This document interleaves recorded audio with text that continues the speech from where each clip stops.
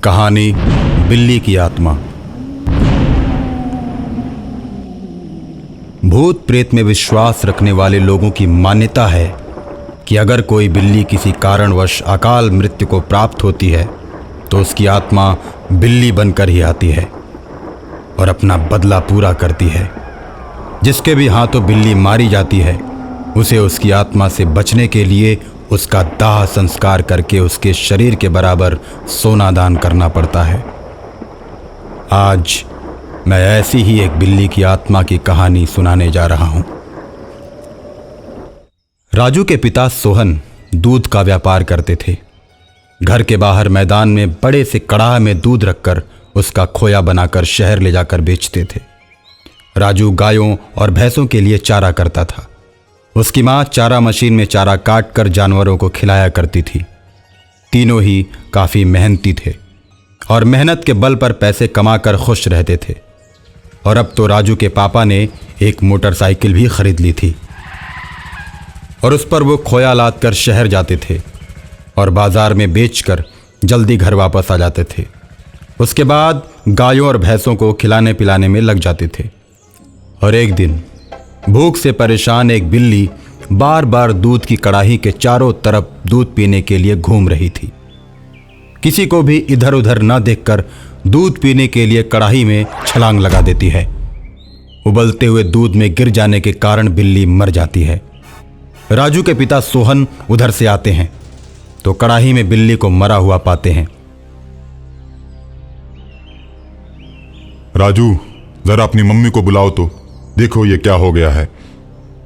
राजू की मां जब मरी हुई बिल्ली को देखती है तो कहती है, कढ़ाई को उठाकर ले चलते हैं और नदी में फेंक देते हैं। इस तरह दूध और बिल्ली दोनों ही पानी में बह जाएंगे।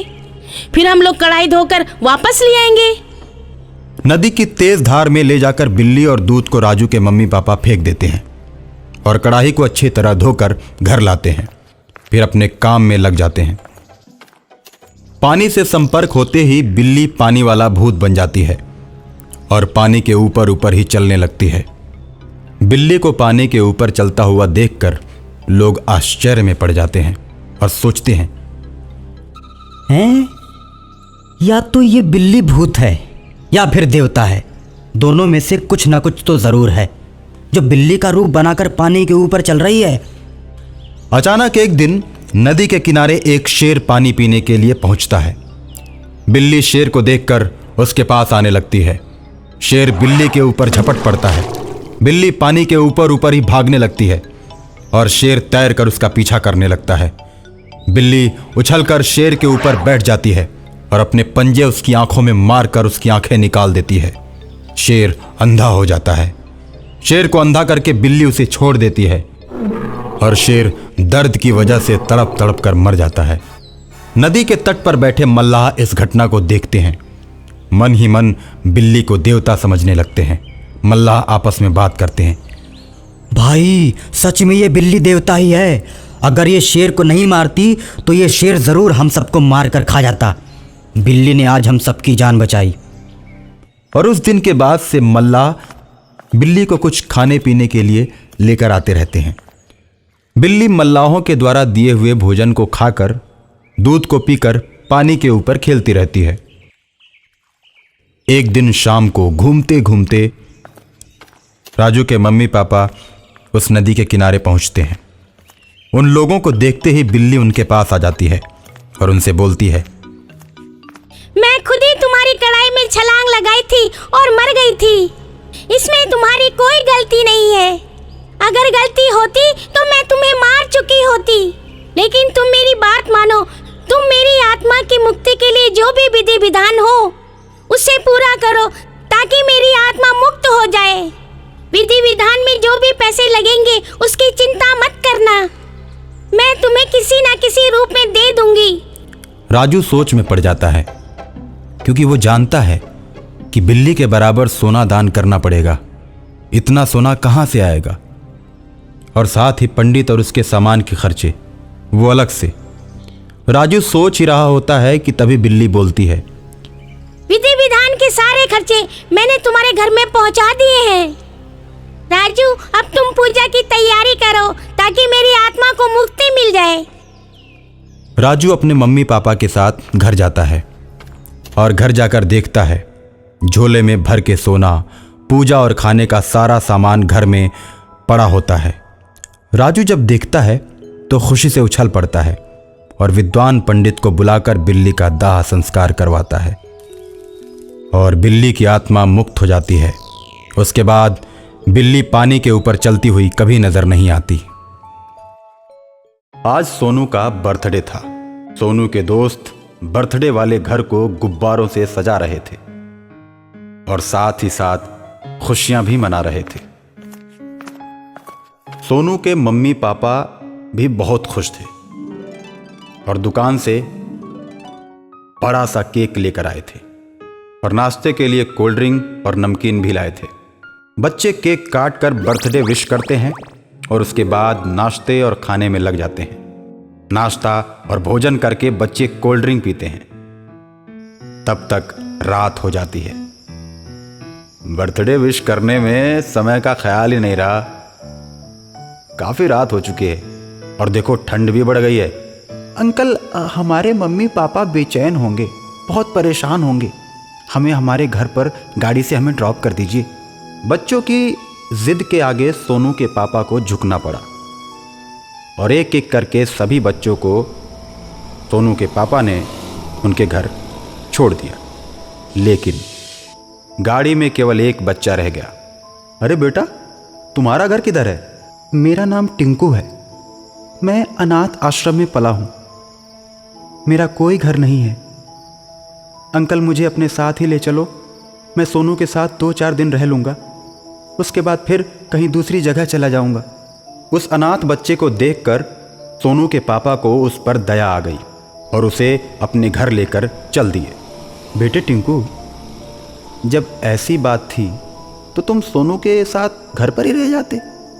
बच्चों के साथ क्यों आ गए?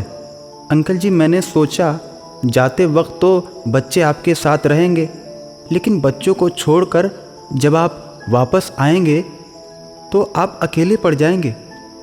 फिर आपको रात में अकेले घर जाने में परेशानी होगी, इसलिए मैं आपके साथ हो लिया। तुमने मेरा बहुत ही ख्याल रखा। अंकल, मैंने सुना है बीच रास्ते में शैतानी इलाका पड़ता है। वहाँ पर भूत मिलते हैं और लोगों को पकड़ लेते हैं।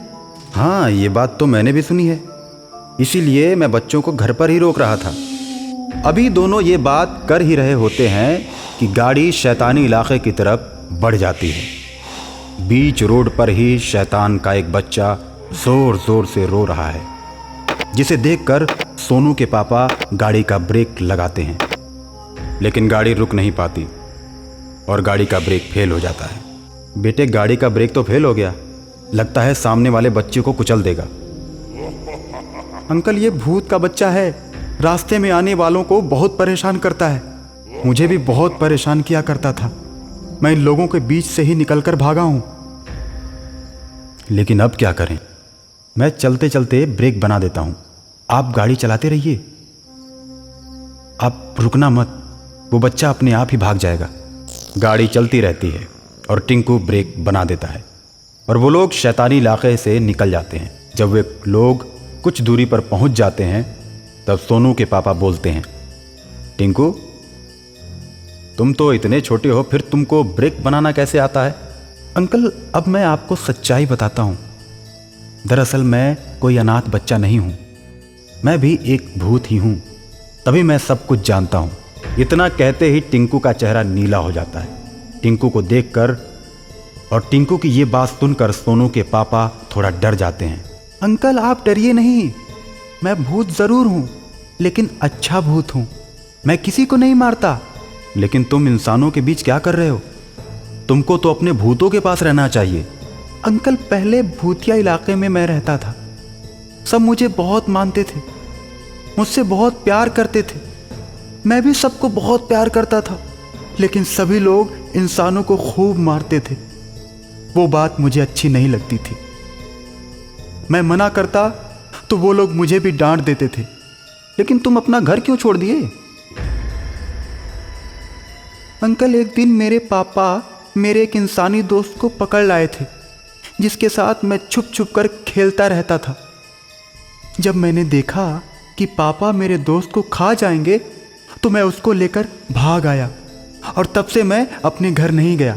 टिंकू भूत इतनी बात बोल ही रहा होता है कि तभी सामने टिंकू का बाप आकर खड़ा हो जाता है और गाड़ी रोक देता है, जिसे देखकर सोनू के पापा बहुत डर जाते हैं। तो टिंकू सोनू के पापा को समझाता है और बताता है कि ये मेरे पापा हैं, मेरे रहते ये आपको कुछ नहीं करेंगे। तब जाकर सोनू के पापा का डर कम हो जाता है। टिंकू को गाड़ी के अंदर देखकर टिंकू का पापा बोलता है, तुम अपना घर छोड़कर इंसानों के साथ रह रहे हो, जिनको हम गुलाम बनाते हैं उनको तुम दोस्त बना रहे हो।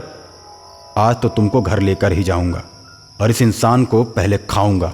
इतना सुनते ही टिंकू को बहुत गुस्सा आ जाता है और वो बोलता है, आप लोगों के पास मैं इसीलिए नहीं आता हूं क्योंकि आपको दोस्त और दुश्मन का अंतर ही नहीं पता।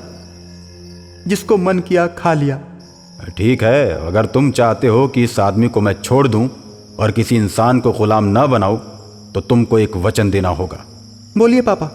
तुमको घर चलना पड़ेगा और हम सब के साथ रहना पड़ेगा। ठीक है पापा।